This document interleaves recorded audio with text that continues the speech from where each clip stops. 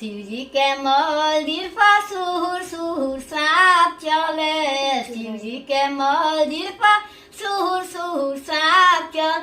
केहू न जाला उनका लगावा हो। शिव जोगी बन के आवेले आंगनवा हो। शिव जोगी बन के आवेले बारी को शिला रानी दिया वो ना बारेली। बारी को शिला रानी दिया वो ना बारेली।